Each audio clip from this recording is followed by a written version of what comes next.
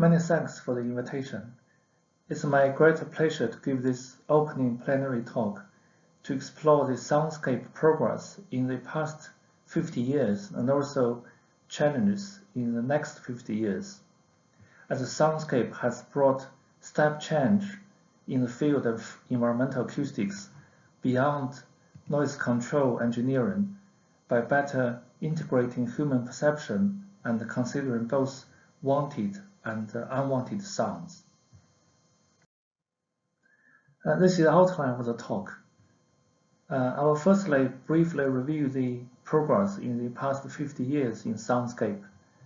Then I'll concentrate on the current development in various aspects, from basic research to practice to outreaching. And finally, I will discuss the future challenge we will face in the next 50 years. First, let's explore the progress in the last 50 years, especially from concept to practice. Let's start from the pioneering work in soundscape. Just over 50 years ago, pioneering work in soundscape were carried out by Schaeffer. A musician and a composer, his early soundscape work had always been about relationships between the ear, human being, sound environment, and society. In 1975, Schaeffer led a group on a European tour of 5 villages where they made detailed investigation of the soundscape. And later, the 5 villages were revisited to undertake comparative studies to analyze how the soundscapes had changed. The World Forum for Acoustic Ecology was founded in 1993 with members who share a common concern with the state of the world soundscape as an ecologically balanced entity. The forum also has its journal, Soundscape, the Journal of Acoustic Ecology. While the forum represents a multidisciplinary spectrum of individuals engaged in the study of social, cultural, and ecological aspects of sonic environment, less attention has been paid to the planning, designing, and engineering the soundscape of our built environment. Then a major step was from concept to practice. In 2002, the publication of the EU directive relating to the assessment and management of environmental noise, END, led to a number of major actions, including preserving quiet areas. However, it was recognized that reducing noise level is not always feasible and cost-effective, and more importantly, it will not necessarily lead to improved quality of life. And the study shows that noise annoyance only depending on about 30% of physics. And this figure shows the relation between sound level we measured and people's perception. We asked people 2 questions based on survey in this square. One is, how loud do you think it is? That's the answer. You can see there's a high correlation between sound level and people's perception about how loud a place is. And we also ask people another question, how acoustically comfortable do you think it is? And you can see below about 65 to 70 dB, the correlation between sound level and people's acoustic comfort is very, very weak. And below that level, people's perception really depends on what kind of sound they listen and who are they listening with and in what kind of context. Although above certain sound level, with increase of sound level, people do feel it's less comfortable. So where it was not clear how to determine those quiet areas and where to go with it, how to use it, or how to incorporate it in design, a step change was needed by developing a new method to access sound environment quality. Correspondingly, an ISO working group was formed to work on perceptual assessment of soundscape quality. And in this Soundscape ISO Part 1, soundscape is defined as the acoustic environment as perceived or experienced and or understood by a person or people in context. You can see the keywords here is perceived and in context, and also by a person or people. In other words, soundscape is different from acoustic environment as it's related to perception more rather than just a physical phenomenon. It promotes a holistic approach regarding sound as resources rather than just a waste, and focus on wanted or preferred sound rather than just unwanted or discomfort sound. And while soundscape has always been related to many disciplines, with the EU directive END as a key driver, soundscape creation attracted much attention of many acousticians, engineers, designers, and planners moving from soundscape concept to practice. The impact of soundscape includes many aspects. In terms of health, it can help to provide supportive environment for functional health and enhance the engagement in health promotion activities. And in terms of culture, it's important in terms of sense of place and tourism and conservation. And in terms of economy, it can bring economical benefits, for example, more cost-effective property and offset health costs through restorative living environments, and reduce cost caused by antisocial behavior and prevent unnecessary noise mitigation actions. Soundscape activities have since increased significantly, as reflected in the number of publications shown here, for example. And there have also been increased special sessions in conferences in field acoustics, such as Internoise, Euronoise, ICA, ICSV, ICBAN, and Westpac, and also in the field of planning, such as ASOP. And there have also been increased national and international research projects and practical projects, as well as networks such as EU Cost Network on European cities and landscapes, and also the Global Sustainable Soundscape Network, GSSN, funded by States National Science Foundation. Now let's move to the second part of this talk, current development. I will present some work from my research team as a typical examples. To present the current development of soundscape research and practice, a framework was used where 5 main issues are considered, including understanding and exchanging, collecting and documenting, harmonizing and standardization, and creating and designing and outreaching. So basically, these 5 aspects covers from basic research to practice.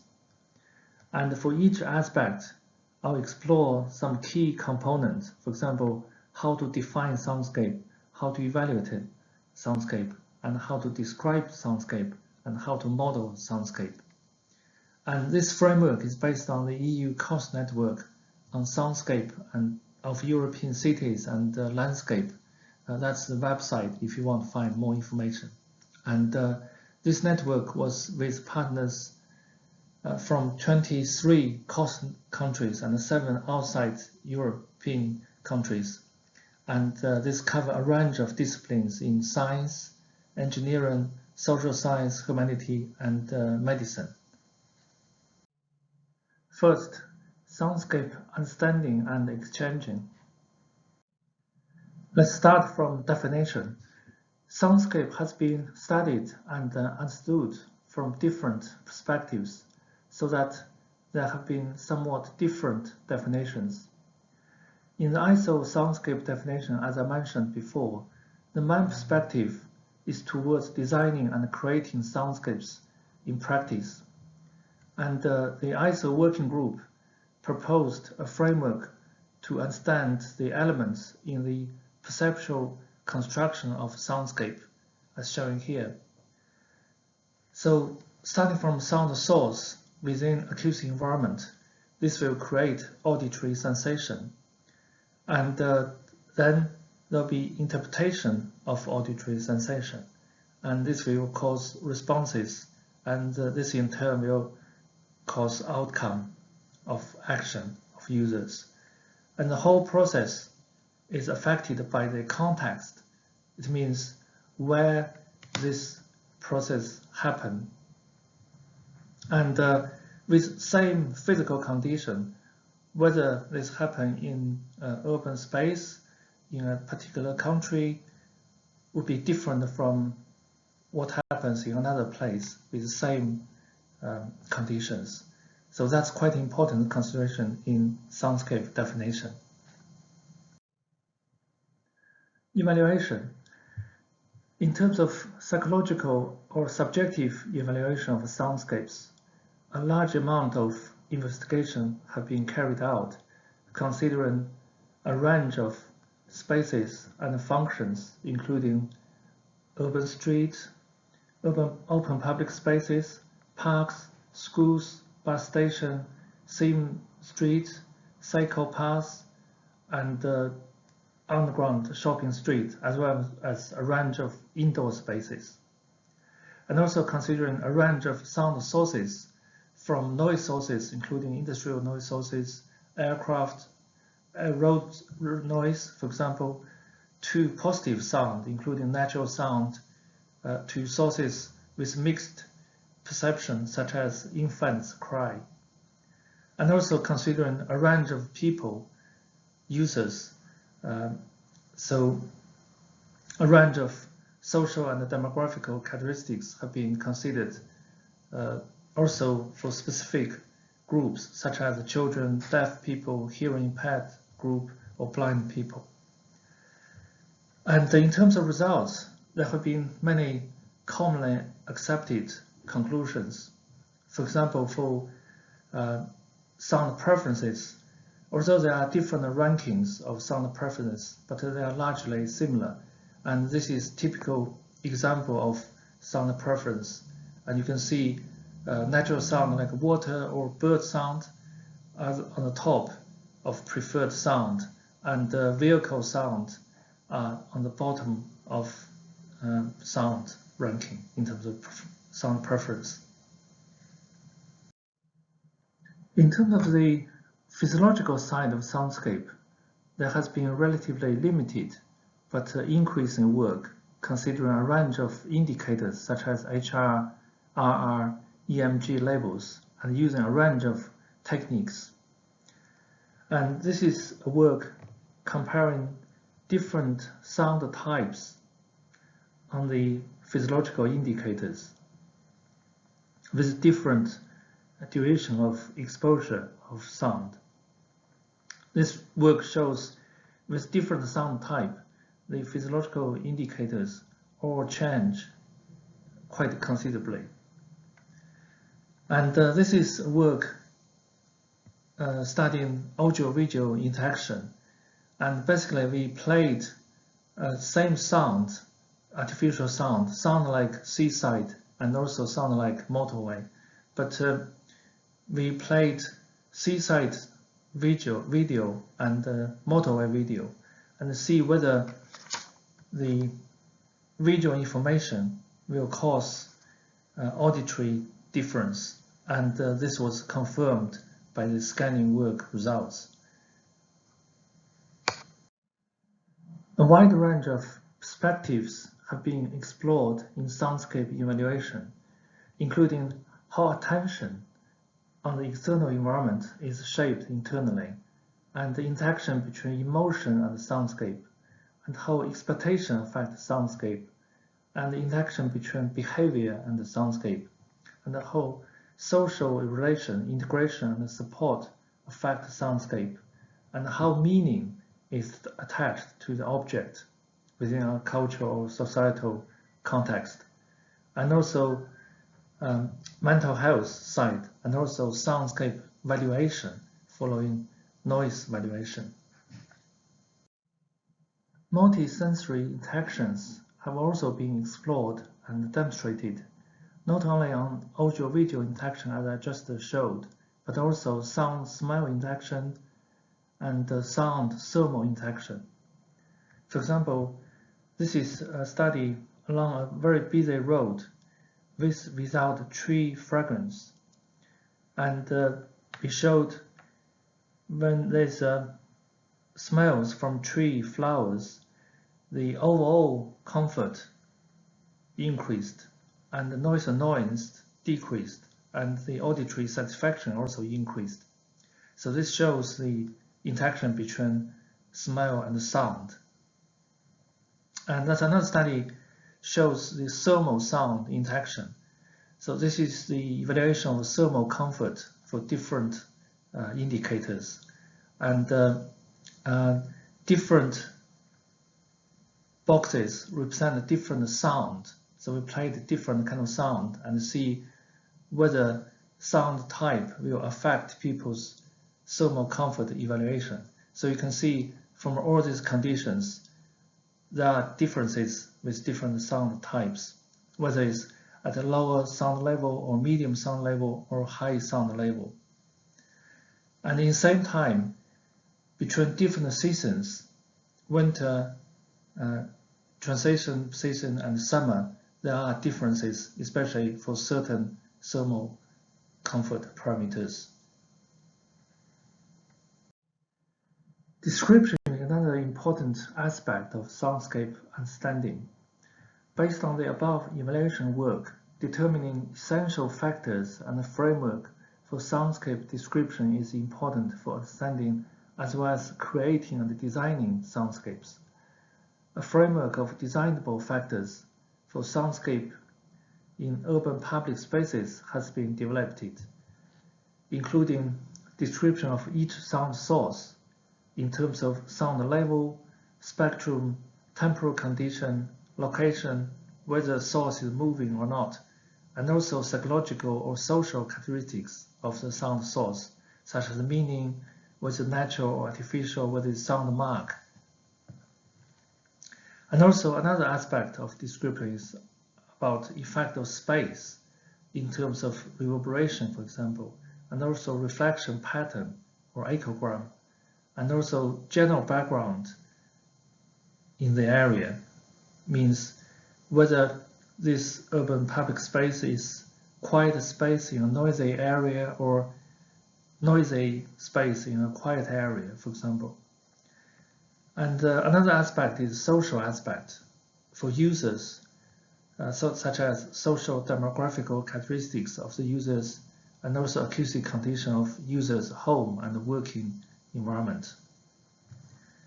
And the final aspect is about environmental conditions, such as temperature, humidity, and lighting, and visual conditions of the place. So these four aspects are four key designable factors in terms of source, place, people, and environment.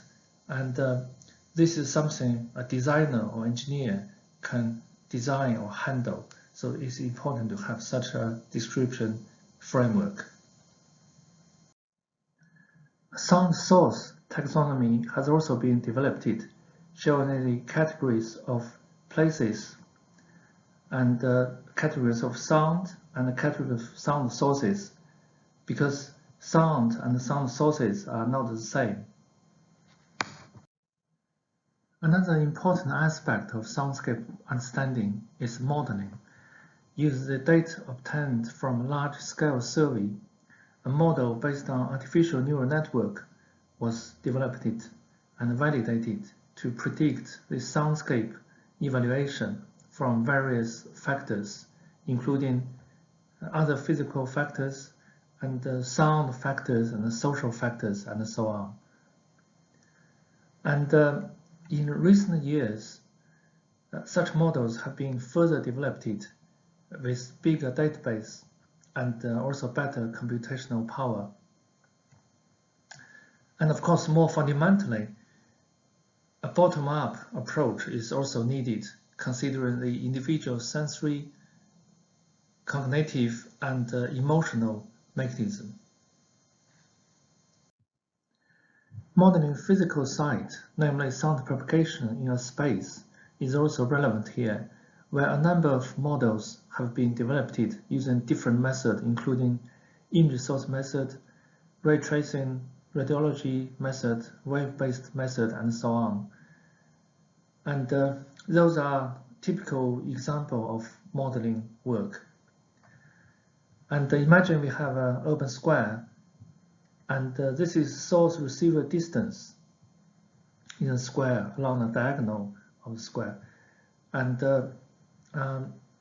when you move away from the source from 0 to 20 to 40 meters, and imagine the square which is 25 by 25 meters and 50 by 50 and 100 by 100, and the sound label at the same source receiver distance will be quite different because of the square size is different. It's about 10 dB difference. So that means it's quite important to consider how big a square is. And also with the same size of square, 50 by 50 meters, if you have a different building height from 6 to 50 meters, and then the difference at 40 meters away will be again about 10 dB. And the shape wouldn't affect sounds level much. This is a comparison between 50 by 50 and 100 by 25. You can see the difference is not that significant. And with everything fixed, but just change the absorption of boundaries, such as putting green walls, and then the difference caused by absorption coefficient of different materials could also be quite significant. It's about 10, even 15 dB if you're further from the source. So those shows the importance of modeling in terms of considering sound field. This in turn will affect perceived sound environment, soundscape. The second aspect is collecting and documenting. First, sound environment database. Gathering and maintaining a database of soundscapes is important to be archived, but also to be reanalyzed and studied. In terms of sound sources, there have been a considerable number of databases of various kinds using different recording techniques. While those are useful for soundscape studies, more relevant databases here would be those with context information, such as visual information, or even further contextual information such as smell. And such databases are still limited, although in recent years there is an increased number of such databases, such as based on ERC project SISD database, and also Urban Soundscape of the World database, and also Sound of New York City database, for example. Secondly, questionnaires and interview database.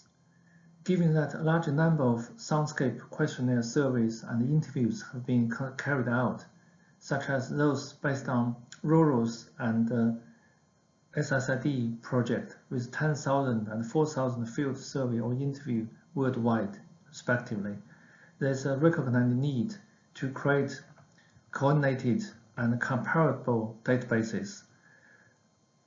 For this, we are making some effort and progress, and hope colleagues can join to make a complete and useful database for everyone. Certainly, case studies. To move from research to practice, a collection of good soundscape design examples and case studies is vital across sectors, including researchers, practitioners, and policymakers. There has been some initial effort to make a collection of good case studies and examples. For example, that's a book chapter with some examples. And this is example of street soundscape, where music was used to change people's behavior. And that's example of using sound to guide people to use the tunnel on a busy road to avoid accident. And this is example of providing positive sound by using water film on a noise barrier. So noise barrier can, on the one hand, reduce noise from other side to here, to the square, and on the other hand, provide positive sound. And at the same time, some water features are used to enhance the overall feeling and make the place interesting. And this is example of a national park soundscape design. And beyond the example of this book, there are some other interesting examples. For example, this is example of using soundscape approach for traffic management.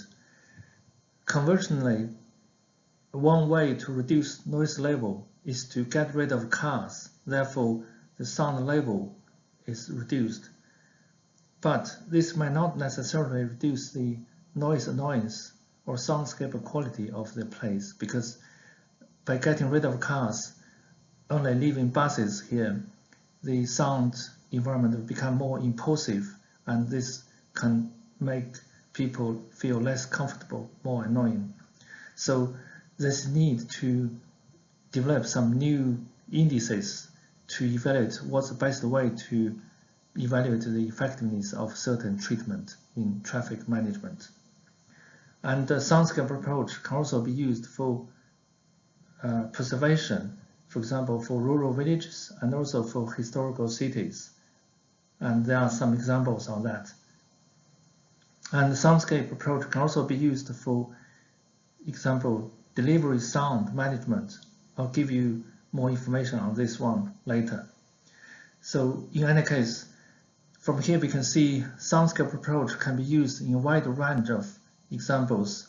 And currently we are carrying out a more systematic collection of projects also relating to ISO Soundscape Standard Part 4, which is on soundscape design and innovation. That's the ongoing project, and it will be ready very soon, and I hope colleagues can also contribute so we can have a very good collection of good examples and shared among the colleagues and useful for design and policy making. The third aspect is harmonizing and standardization. First, standardization. We also argue that standardization could restrict the creativity in designing soundscape. From planning viewpoint, it's useful to have standard so that we can compare different designs on the same ground, for example. The ISO working group has generated a series of standard and technical specification on perceptual assessment of soundscape quality, including Part 1, definition and conceptual framework, as I mentioned before, and Part 2, data collection and reporting requirement, and Part 3, data analysis method. And currently we are working on Part 4, design and intervention. Second, protocols. Along with ISO, some more detailed and specific protocols have been developed, such as those for soundscape description and evaluation, considering cross-cultural and cross-contextual differences, and also measurement procedures with respect to balance between scientific accuracy and practical applicability. One example is Soundscape Indices SSID project protocol, published recently in Open Access Journal. This includes a method for soundscape surveys, including measurement side, such as sound pressure level recording and binaural recording and episodic recording, integrated in one set. And also 360-degree camera to capture context information, and also environmental meter to measure lighting level, humidity, and temperature. And at the same time, there's a protocol of questionnaire survey, including sound source evaluation and soundscape quality evaluation, demographical factors, and also health evaluation. There is still a recognized need to develop a new set of indicators to evaluate sound quality of the environment that improves significantly on the conventional decibel level approach that has been the basis of current regulation worldwide for decades. The indicators should be suitable to assess health-related quality of life. An effort has been made by various researchers to develop different kind of indicators. For example, fuzzy noise limit, tranquility rating, speech intelligibility, similarity index, and so on. An ongoing ERC advanced ground project we are doing aims to establish soundscape indices.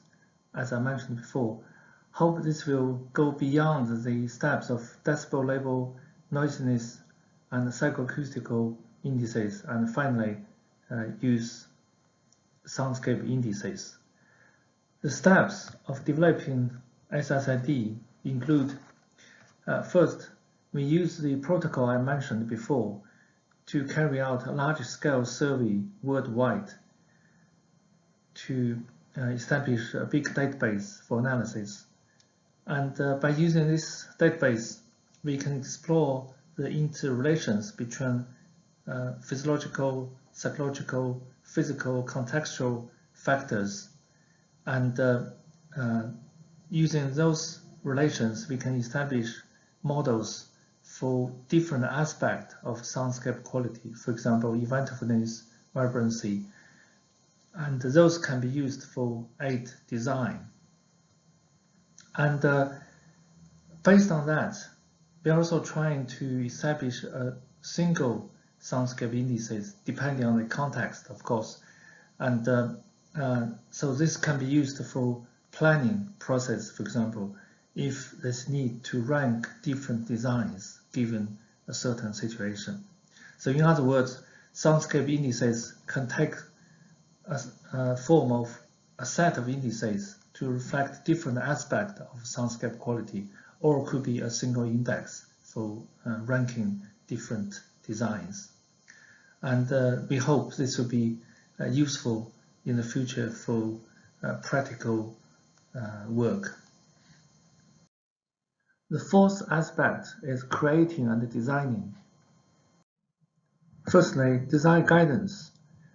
This is design guidance we developed it some time ago as part of the overall urban public space design, but there's still recognized need for more detailed and updated guidance for various situations. And this should include design process, effectiveness of design changes, and also good examples.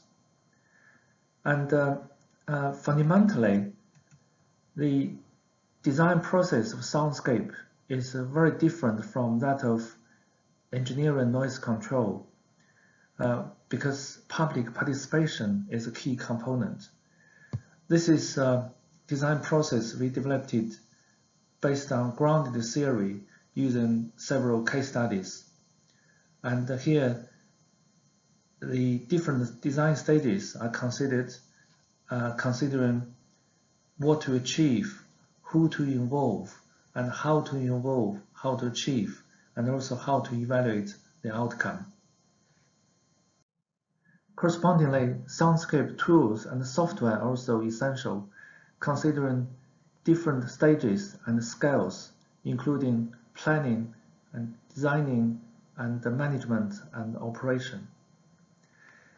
This is a map of a single sound, bird sound.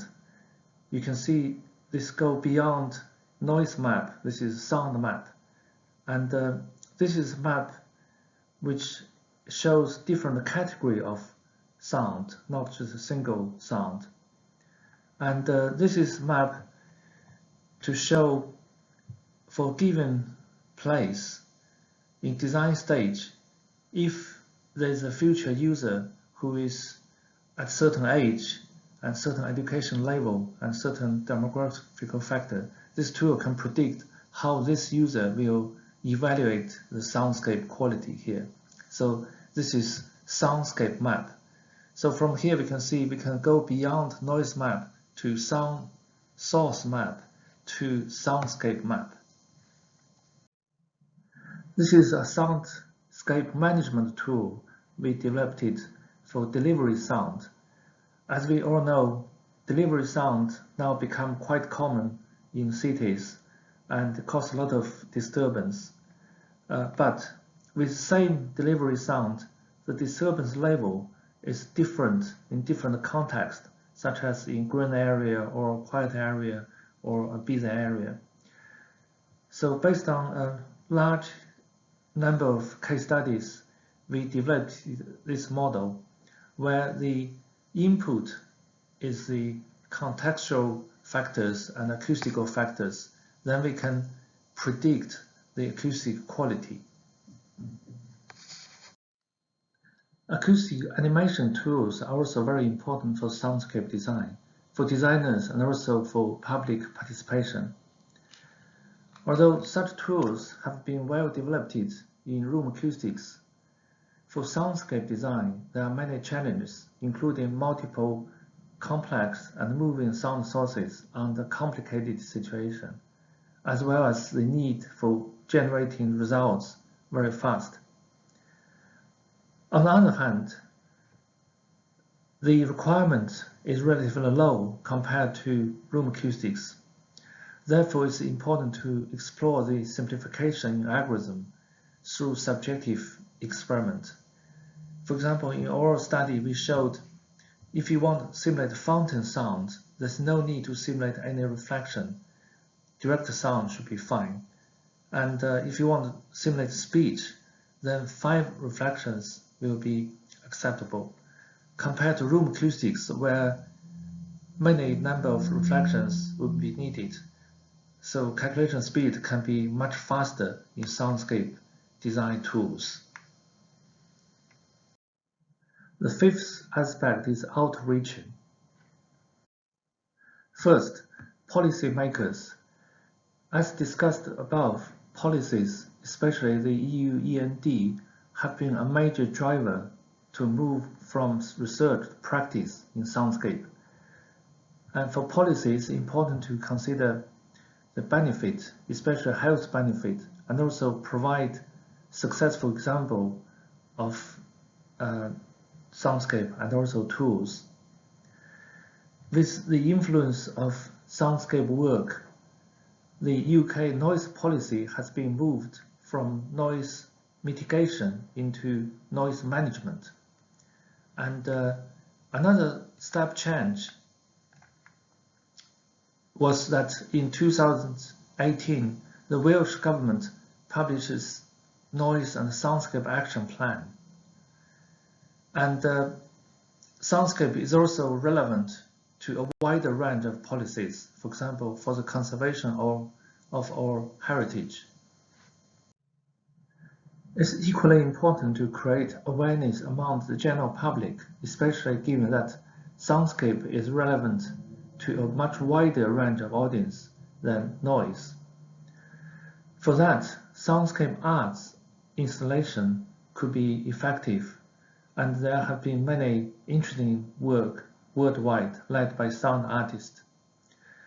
Amps, which involve participation of general public also important. A number of such tools have been developed.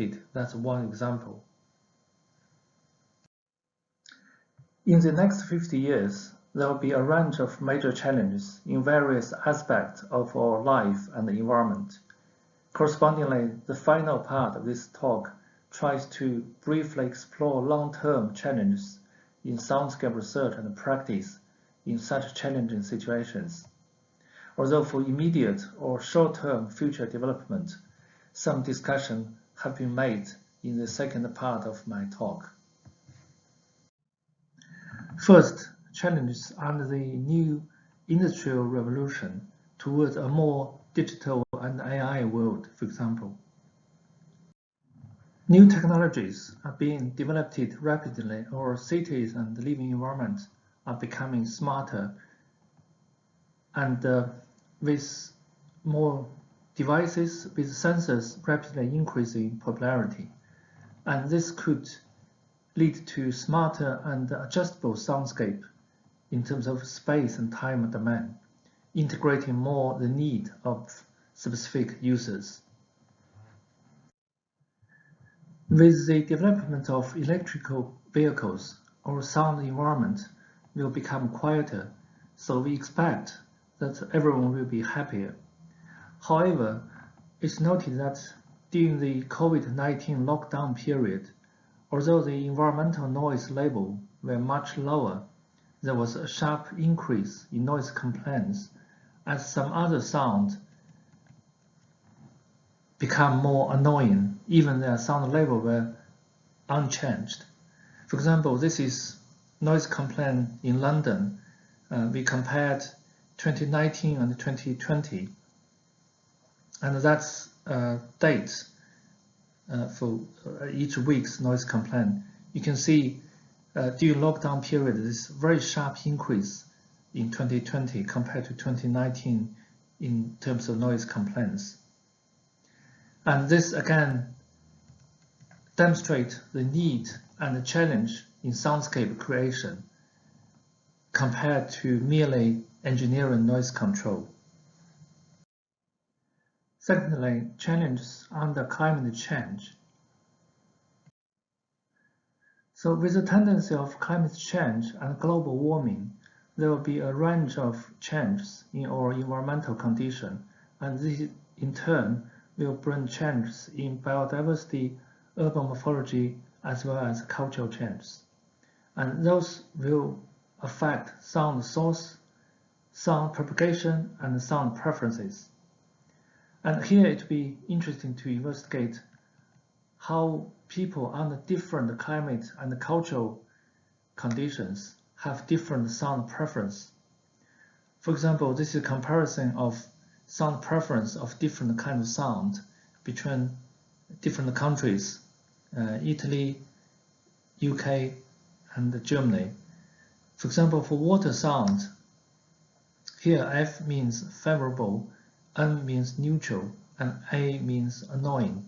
You can see 66% of Italian people think water sound is kind of neutral, and 70 to 80% of UK and German people think water sound is favorable. And in terms of surrounding speeches, there are also quite different level of sound preference. And you can see for Italian people, the percentage of favorable and neutral are similar, but for UK and German people, majority people think surrounding speech in urban squares is neutral, not favorable. And even further, we did a comparison between UK, Taipei, and Beijing in terms of sound preference. We asked people, do you like bird sound from outside as a preferred sound in the living environment? 70% of people in Sheffield think bird sound is favorable, and that percentage is only 32% in Taipei and 25% in Beijing. For music from outside as preferred sound, only 4% of people in Sheffield like it, And this percentage is 26% in Taipei and 43% in Beijing. So you can see the big difference in terms of different regions. And of course, another challenge is balance the noise from outside and also natural ventilation in residential or office buildings with global warming conditions. Along with the new industrial revolution and the climate change, people's living style will also change. For example, people might work from home more and use public spaces in a different way. Correspondingly, the soundscape evaluation framework would also change. For example, it has been shown that for indoor soundscape in residential environment, there is a different assessment mode compared to that of urban open public spaces. From here you can see for urban open public spaces, two dimensions are annoying, pleasant, and eventful and uneventful. But for indoor residential spaces, two dimensions are annoying, comfortable, and full of content and empty. Therefore, with different living style, such mode could change further. To conclude, starting from the pioneering work in soundscape just over 50 years ago, in the field of environmental acoustics, there has been a focus shift from noise control to soundscape creation, and also from soundscape concept to practice. In terms of current situation, although much work has been done, there's still much to be done, especially towards practice and also in terms of basic research. And in the next 50 years, there will be some major challenges along with new industrial revolution, climate change, and changing living styles. Finally, I'd like to thank the research team members and also external partners, especially the cost partners, for their contribution in various aspects of this talk. And I'd also like to thank the support from various funding bodies. And of course, thanks for the invitation to deliver this talk. And thank you all for your kind attention. And I'm happy to discuss anything which I did not present clearly. Thank you very much.